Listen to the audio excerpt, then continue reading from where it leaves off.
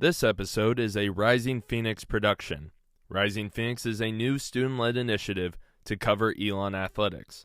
Through innovative content creation and storytelling, Elon University students will have the opportunity to highlight the moments, people, and events that make an impact, leveraging the athletic department's various web and social media platforms for distribution. For more content and information, follow Rising Phoenix on Twitter at EU Rising Phoenix and Instagram at Elon Rising Phoenix. Enjoy the show.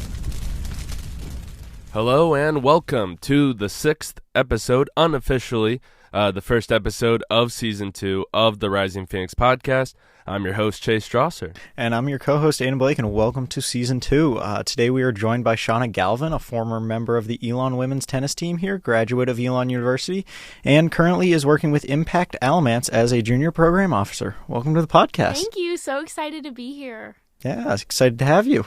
So the way we always like to start off, especially for our former athletes, is just giving us the story of how you found tennis, how that became a passion, and what led you to playing at Elon.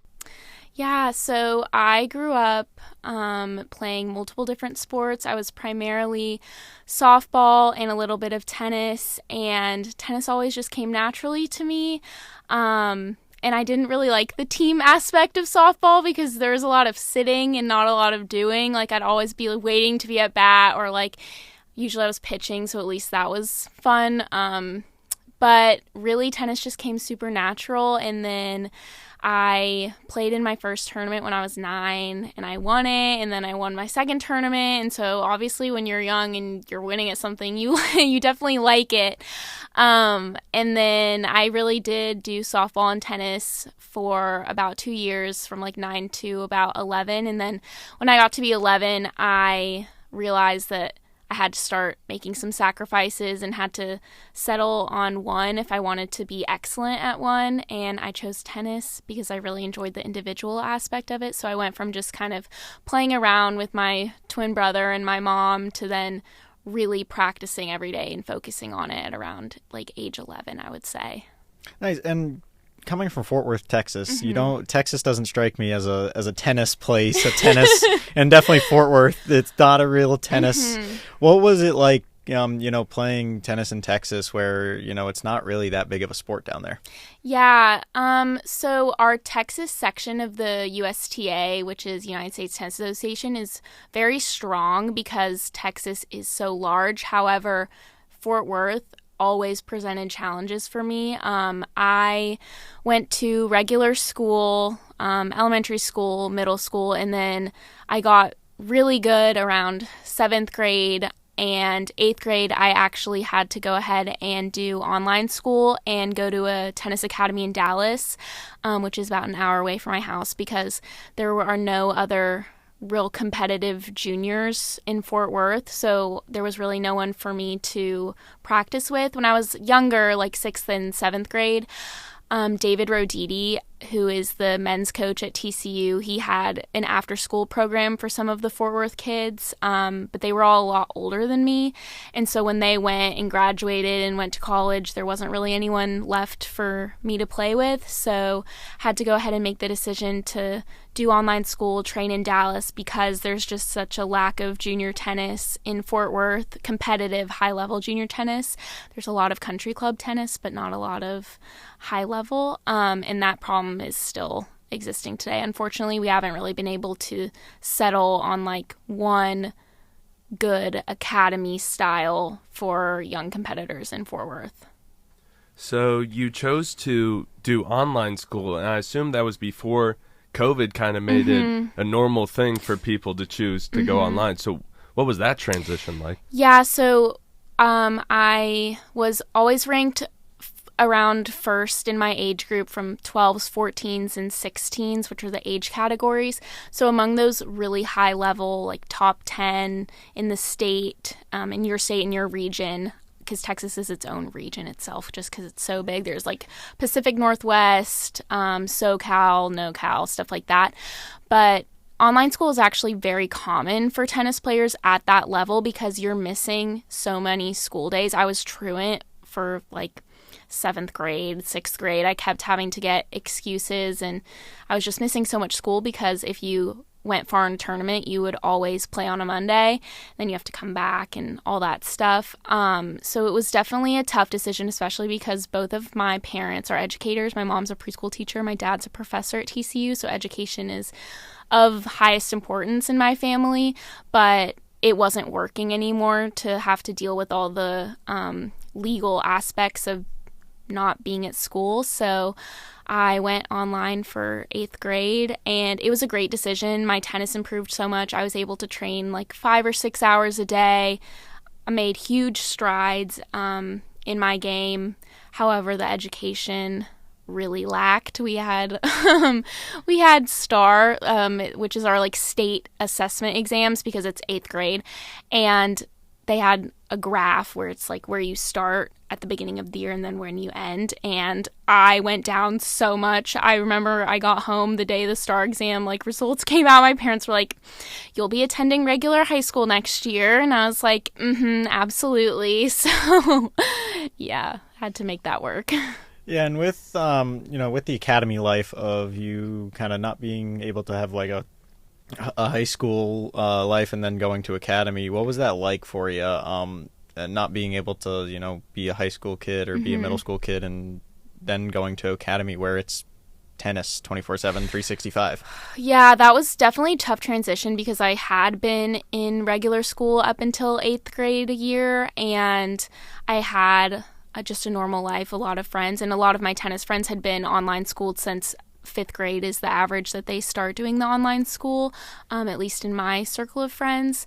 It was definitely a tough transition, but you are surrounded with other kids like you. I think that socially, though, I was at a different place than some of them because I had experience in regular school before.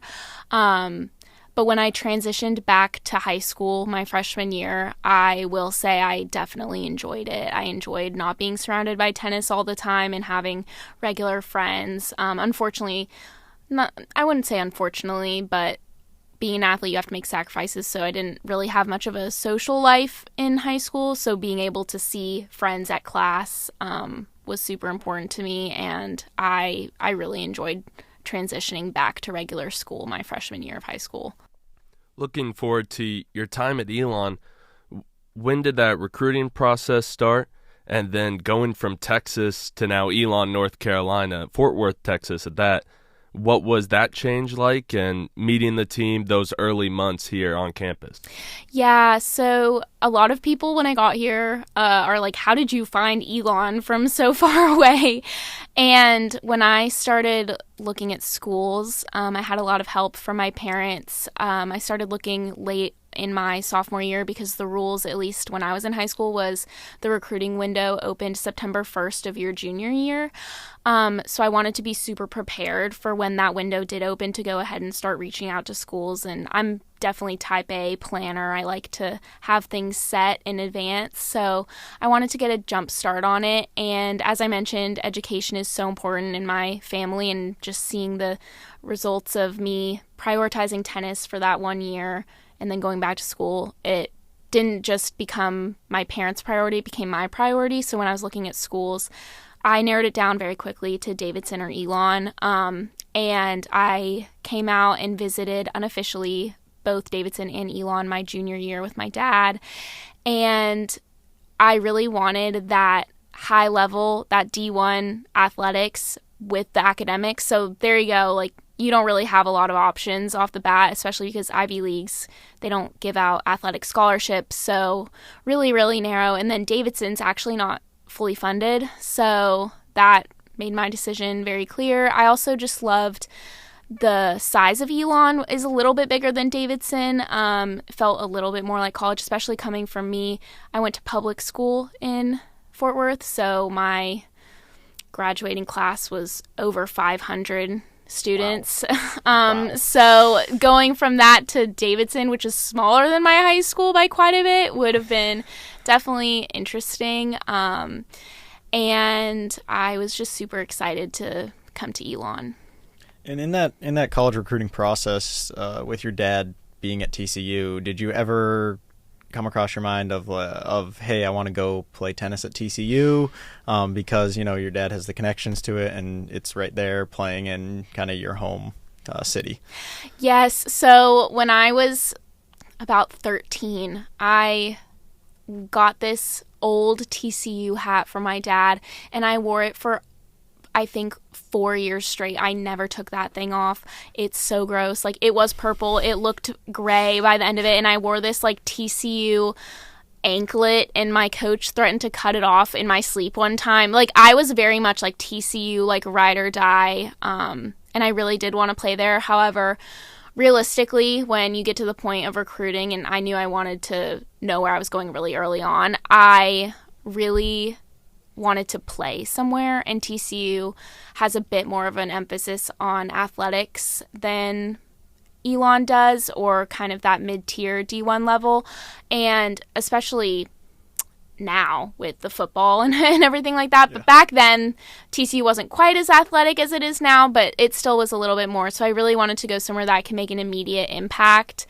And I also, in hindsight, it was a great decision because I needed to get out and grow and be on my own, especially with how difficult the transition to college is. I think that I would have went home all the time if I went to TCU, but it was my dream when I was when I was pretty young. It was my dream, but didn't end up happening. Yeah.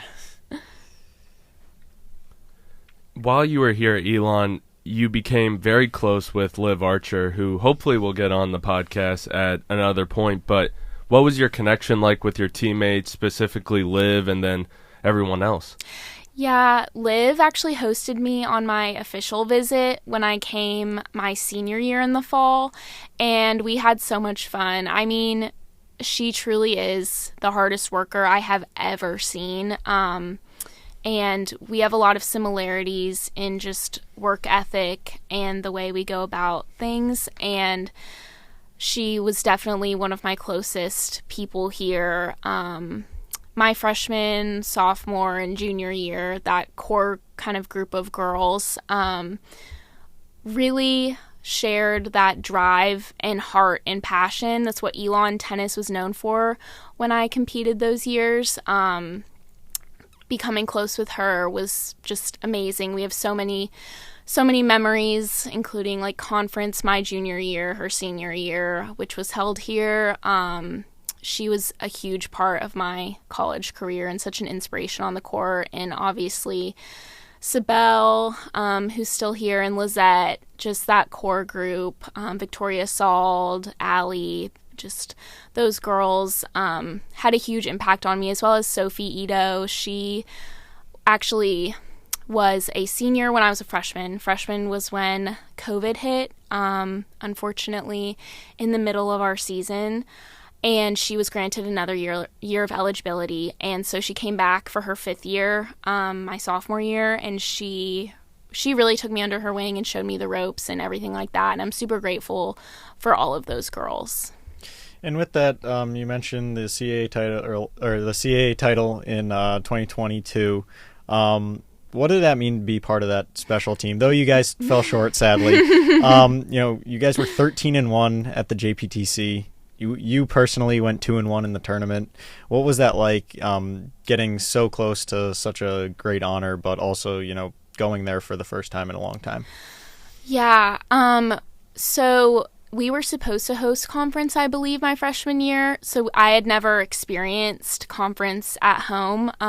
We only did it my sophomore year at William & Mary, and it was still kind of COVID-y, so like not a lot of spectators and things like that. Just had a weird feel to it. That is definitely my favorite memory for sure from Elon. Our team was kind of a mess.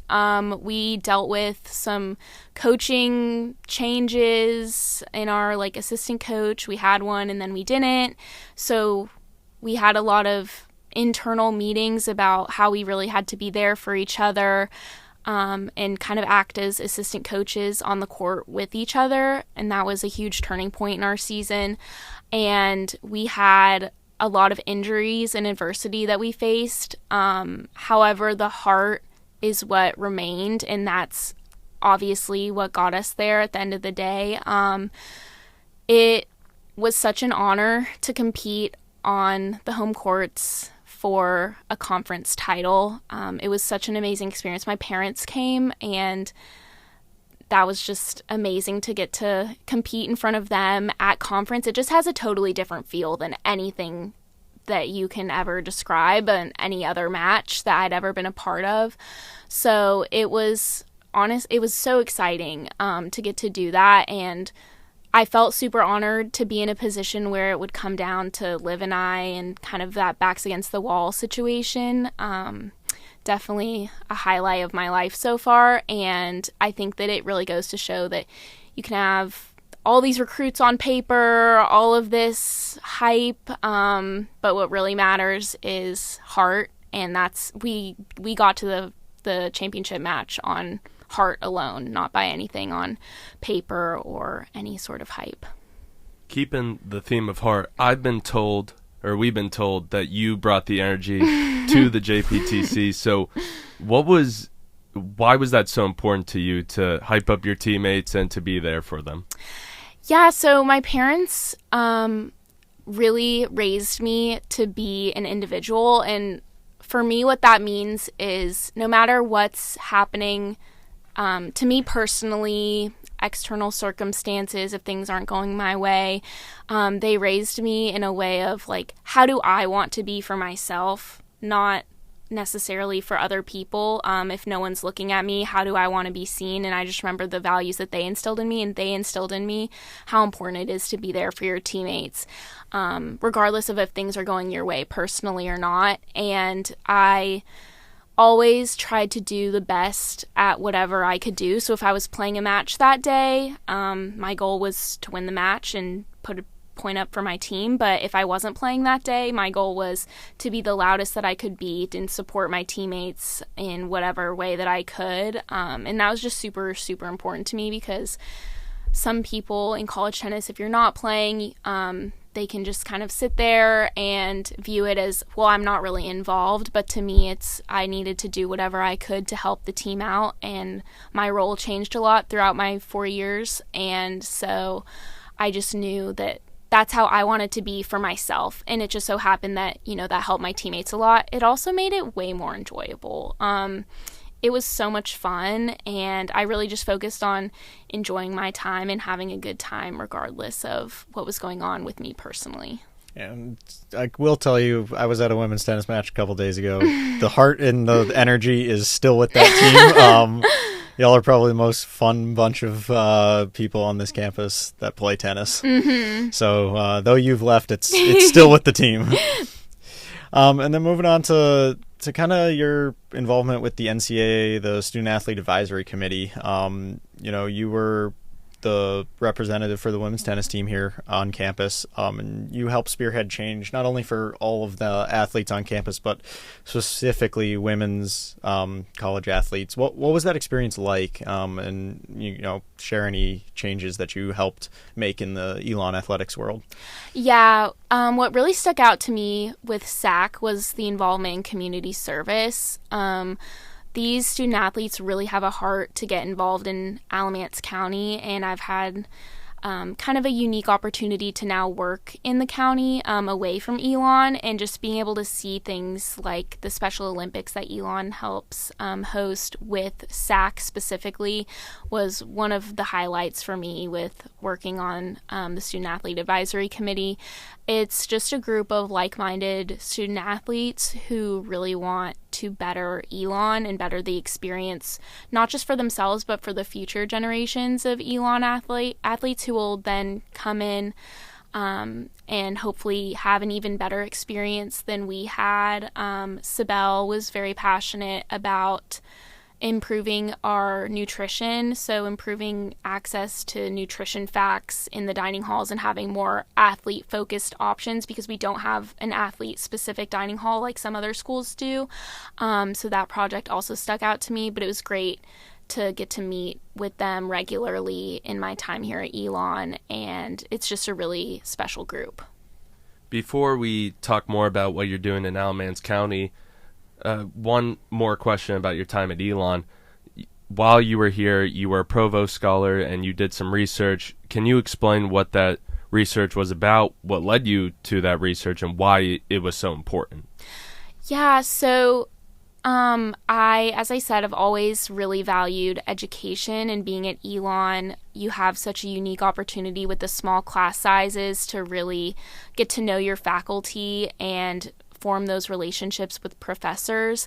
And my sophomore year, I definitely struggled at the beginning with having too much of an identity in what I was doing on the court. And so that really led me to pursue, okay, what can I get involved with in my very little free time, but any free time I had that maybe didn't revolve around the tennis court.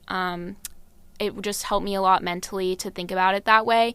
And so I took a research methods class as a public health major. I took research methods with Dr. Faustin, and I thought she was amazing. I loved her teaching style, and I created a project that we didn't end up pursuing together, but that project led her to ask if I wanted to work with her on any sort of research, and I jumped at the opportunity and said absolutely. So we decided to research the impact of where you live and what your race is on your maternal morbidity outcomes, specifically in New York City, because we had birth records of over 900,000 live births at multiple hospitals in the 5 boroughs in New York City, and we had access to their races as well. And that was a very impactful project. Being a Provost Scholar is one of the things I'm most proud of at Elon. Some people aren't super familiar with what the program is, but it's just the 12 top undergraduate researchers, and you get displayed in Alamance, which is super cool, and you get displayed for a year, and you and your project with your professor or mentor, and it was very impactful and definitely made me passionate about maternal morbidity and overall just improving the quality of research that's out there, because there's such a gap in looking at, there's a lot of studies, especially in looking at maternal morbidity, that focus on how your race impacts maternal morbidity and how where you live impacts your maternal morbidity, but not a lot of intersection between those two things. And I think highlighting that intersectionality is super important, especially for me growing up in Fort Worth. I lived, in a very nice neighborhood by TCU, but I knew that if you go 15 minutes down the road, there's horrible health outcomes and not a lot of access to physical activity and nutrition and things like that. And I think that your zip code should not determine your lifespan and your quality of life. And so that project combined Dr. Faustin's passion with maternal morbidity. She has a lot of research experience in that category, and I really didn't. So we just worked together, and I learned so much from her.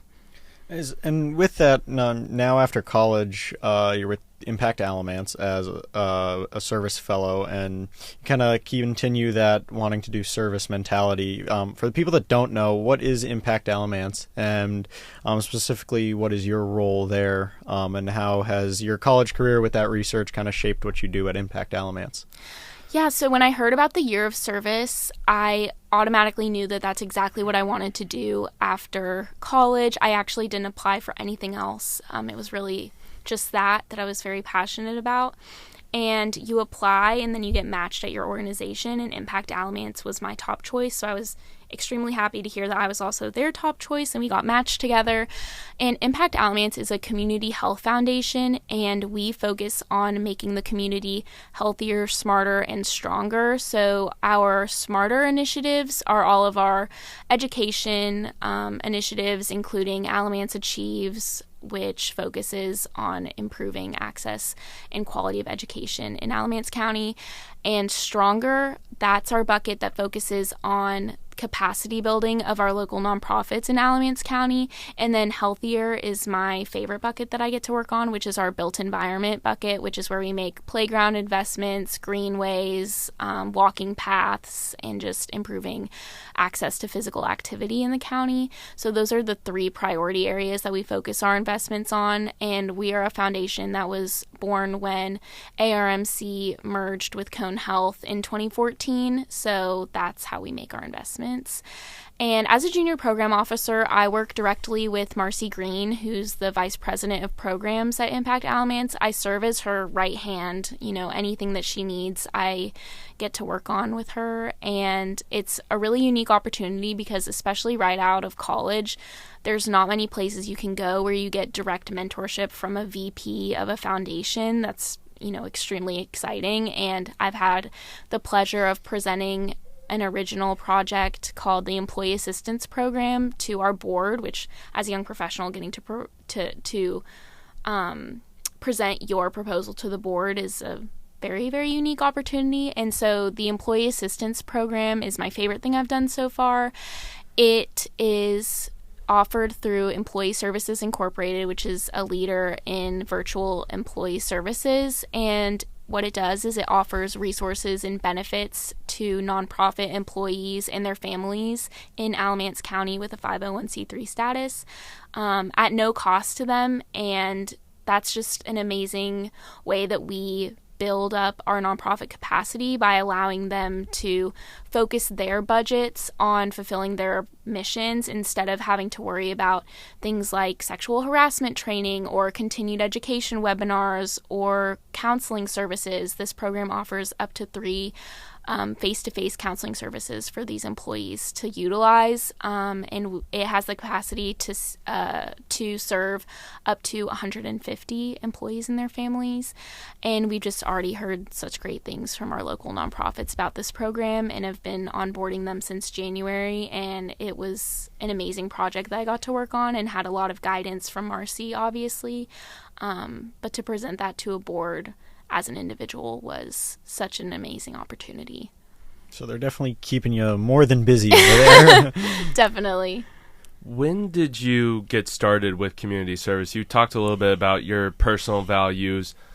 So how much does that play a factor? Your experience growing up, what you did with SAC at Elon. When did that passion really become a reality that it was something you wanted to pursue after graduation?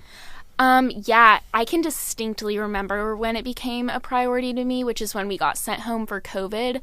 I was really struggling with not having a lot to do, and I saw so much need in my community at home in Fort Worth because obviously we all had to go home. And so I got involved in the Tarrant County Medical Corps, and what we do there is it's a group of volunteers, and we did a lot of COVID testing clinics. That's really where I filled in. I also did back to school immunization clinics with them. But specifically the COVID testing clinics in 2020 in the spring, in such a time that it was so needed, really opened my eyes to how much I want to give back to whatever community I'm in. And it was a great experience to volunteer with them. And we did a lot of drive-up clinics at the time because that was the safest way at the time to do testing. And just, I feel like I was seeing so many things in the world that were so bad, and I thought that I could make just a small difference by giving the time that I had, with not really being able to play tennis. I mean, tennis was considered a safer sport to play during COVID, but when it was really bad in the spring of 2020, they took the nets off of the park courts to discourage anyone from playing tennis. So there really was not a whole lot to do. So getting involved with the Tarrant County Medical Corps was really, really exciting. So you dove headfirst. That was definitely my wake-up call to wanting to get more involved into volunteering in my career. Started with probably the most taxing volunteer effort probably ever. Yeah, especially because it was so hot in Texas, even in the spring, and we are just cooking in a parking lot trying to serve so many families who needed to know if they had COVID or not, and it was just masked up, like gloves, latex gloves in the heat. It was very warm. Is it ever not hot in Texas? It's either hot or icy. Okay. Those are your two extremes. Sounds kind of like Elon. A little bit. What was the reaction from your family and friends when you were like, hey, instead of, most people just stayed inside and they're like, I want nothing to do with I know, that's what I did. I played a lot of video games. You went out and you were serving your community. What was the reaction when you told your parents, like, hey, this is what I'm going to go spend my free time doing? My parents were extremely supportive. However, my living situation definitely, I felt very fortunate to be able to do these things because my dad is actually an amputee. He had cancer, rhabdomyosarcoma. And so being an amputee, you're at extreme risk for COVID, not for COVID, but for the negative side effects if he were to get COVID. He would just have a harder time recovering. And my parents are also older. They had me at an older age. So my house is kind of set up where we just have, a 1-story house. And then my grandma used to live with us in our, we call it the back cottage, but it's really just like a 1-bedroom kitchen bathroom sort of area. And so I was able to stay out there while I was doing these things, so as to not bring home anything to my parents who are definitely in the at-risk population. So I credit the fortune of my living situation to be able to actually see these efforts through. And with that, coming back to college after COVID, you continued your community service with It Takes a Village, Rise Against Hunger, Burlington Boys and Girls Club. What was kind of the work-life balance, work being tennis, life being community service? How do you, and then school happens somehow in some way in between that. How did you manage research. that? And research. Anything else? Am I missing anything else? That's about it. All right, cool. So how did you manage all of that at one time and still being a D1 college athlete? Yeah, it's definitely a tricky balance at times, but honestly, I really credit the culture of Elon Athletics at this amazing university, because they value athletes giving back and doing community service so much. So a lot of those things like the Boys and Girls Club, especially during COVID, Liv Archer had the amazing idea to make videos for the kids, like little fun tennis tricks where you just bounce the ball on the racket, and we sent those in during my time here, and that kept them busy and had something to do. So a lot of those opportunities were very, very supported, if not set up by Elon Athletics, actually, especially the Boys and Girls Club and Rise Against Hunger.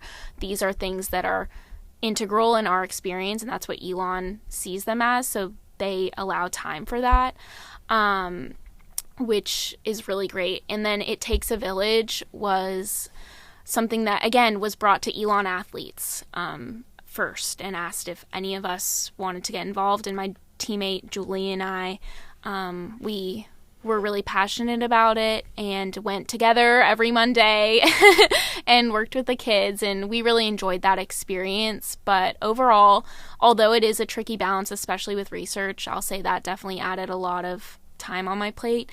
My coach never said no to any sort of community service activity that I wanted to do or the team wanted to do, and often encouraged us to get involved in things like that. I'm lucky to say I've also volunteered in the Alamance community before. I spent a semester with Newland Elementary, one of the schools nearby, and it's hard to put into words, but I'm going to see if you can do it. Just what is special about Alamance County and why these people, it's so important, especially for Elon students who sometimes we get stuck in this little bubble, to go out into the community to help and to see what's out there.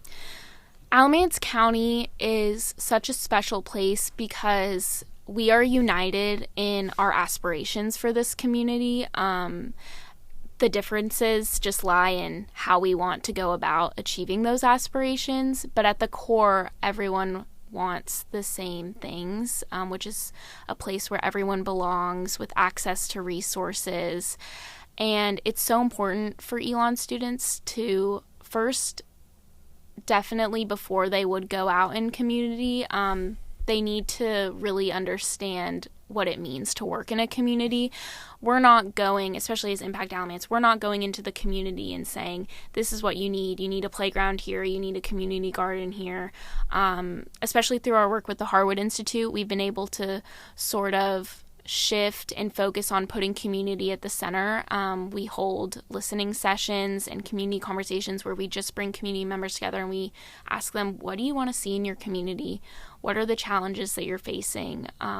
Who do you want to see take the lead on these projects and things like that? Just really focused on a community-centered movement has been something that I've learned a lot at Impact Alamance, and obviously the school system is in a tough spot right now with the mold situation and still recovering from that. But really, as a county, we're really there for each other, and we focus on the positive direction in which we want to go. And continuing off of that, with community service, sometimes there's misconceptions. You mentioned it, like that it's almost this, instead of a partnership, it's this savior mentality, and people see that and they kind of get turned off the whole idea of community service. So what's your message or your insight for the people that see community service in that light? Yeah, so what's really, really important when working with community, as I mentioned, is that listening aspect. Impact Alamance is a very trusted partner in the community, and we have a lot of programs such as our Leadership Institute and our Acre Collab, just to name a few, where we're investing in the community, in individuals in the community, and we just want to make a difference, but make a difference that means something to those who are actually living in the community. And that would be my number one piece of advice to anyone trying to get involved in community service, is to first listen and spend a lot of time listening before taking any actions, so that you can really understand the people that you hope to work with. And as you mentioned, that heart posture of just seeing it as a partnership instead of a savior mentality, or I want to make this better, or this is bad. That's why when we host community conversations, we always start with, what are the aspirations? We try to unite people on, what they want to see in their community instead of always focusing on the negative. In Alamance County, we recently did a report, and the results were that Alamance County has a very negative connotation about themselves. We talk very, very negatively about ourselves. So when getting involved in community, you just want to make sure that your heart is in the place of listening first, and working with, not for, is what we say at Impact Alamance.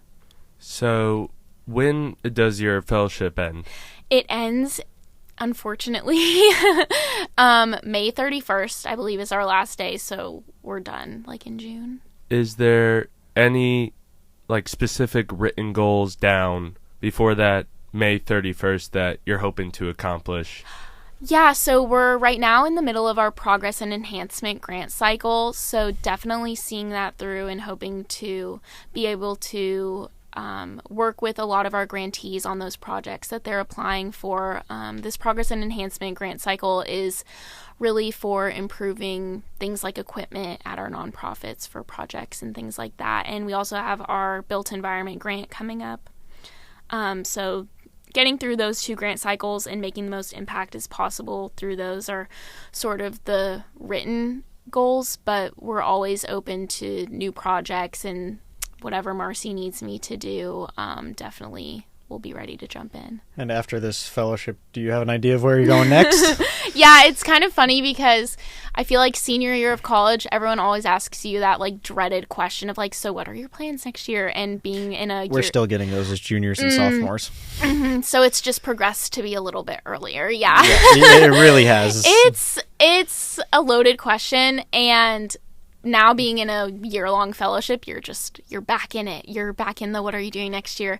I'm really excited. I recently got accepted into UNC's Gillings School of Public Health, so I'm going to go ahead. Wonderful. Congratulations. Thank you. I'm really excited. Yeah. Just found out recently, so I'm going to be doing my Master's of Healthcare Administration at the third best program in the country, so really, really excited about that.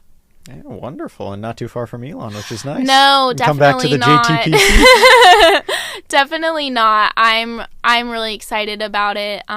It's a very unique opportunity that truly was only possible throughout my fellowship experience. Getting that year of real life 9-to-5 work experience was super vital in my career path. I always thought I was going to go get an MPH and work at a health department, and now I couldn't see myself doing that and went on a completely different path that I had no idea about until doing this year of service. So I'm always advocating for this program. It's a very unique Elon experience. Not a lot of other universities offer something like this, and it's been instrumental in my career path.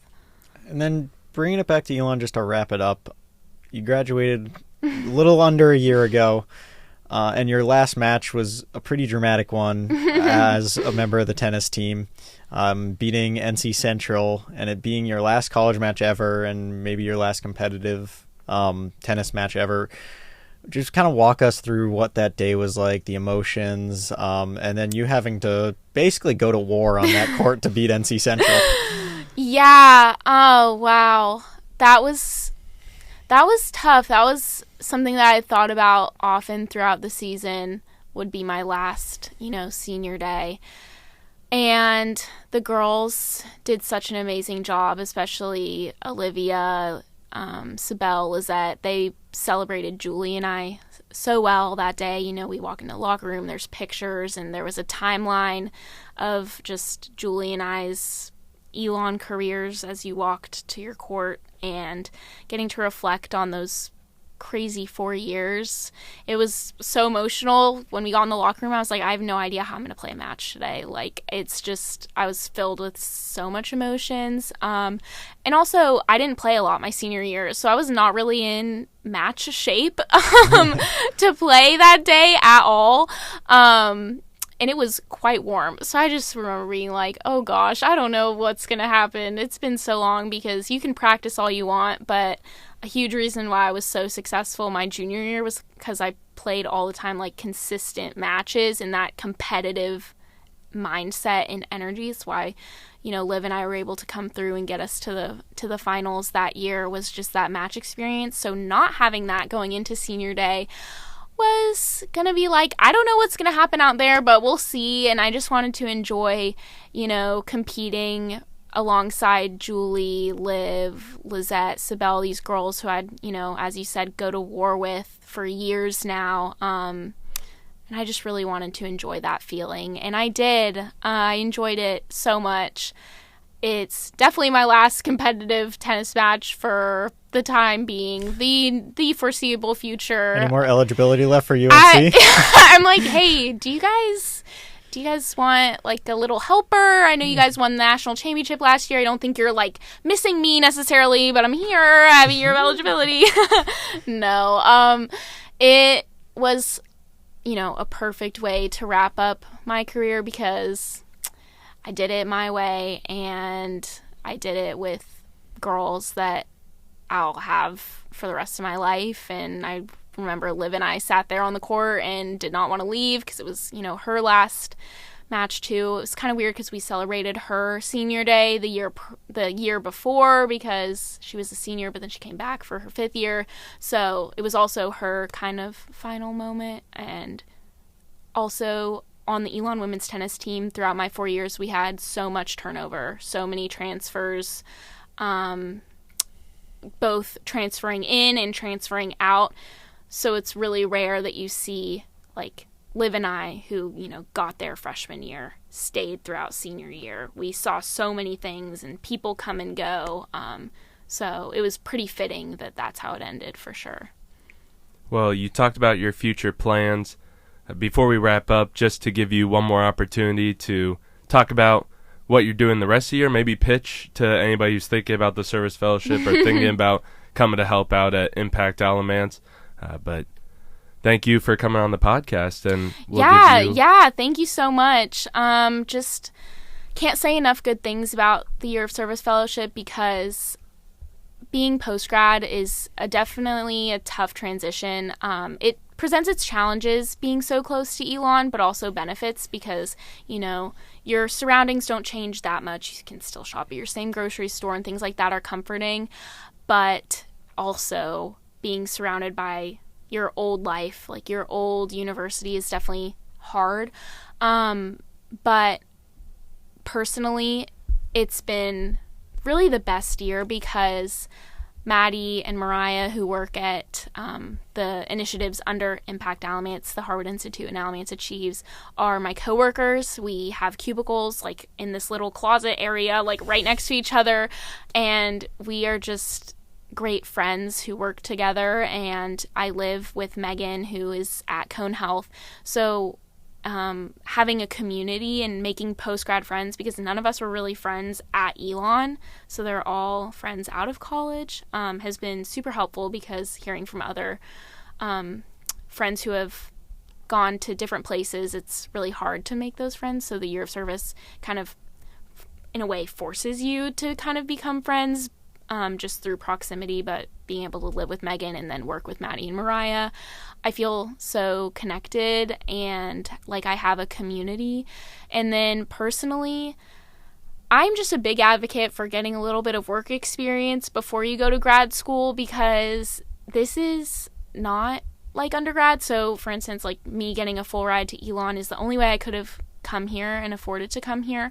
But now grad school is an investment in my future that I am making. And I would have had no idea what degree was really right for me if I had not gotten that work experience. So it's just too much money to just be making this decision with no work experience. So whatever you do, if that's, a community-led initiative or not, I just encourage anyone graduating to just take a beat, get some real life experience, and then see what you want to do, because it's the only way to make an educated decision on investing in your future or not. Well, thank you, Shauna, for coming on the podcast. You'll still be in the area, so yes, hopefully we'll see you at a tennis match very soon. Mm-hmm. Yeah, absolutely. And thanks for being on. Thanks, y'all. If you are an Elon athlete, coach, or alumni interested in being featured on future episodes of the Rising Phoenix podcast, contact Jacob Kissamore at jkissamore@elon.edu. That's JKISAMORE@elon.edu. Or Chase Strasser at cstrasser@elon.edu. That's CSTRAWSER. And once again, you can follow us for more content and information on Twitter at EU Rising Phoenix and Instagram at Elon Rising Phoenix. Thank you for listening to this episode of the Rising Phoenix podcast.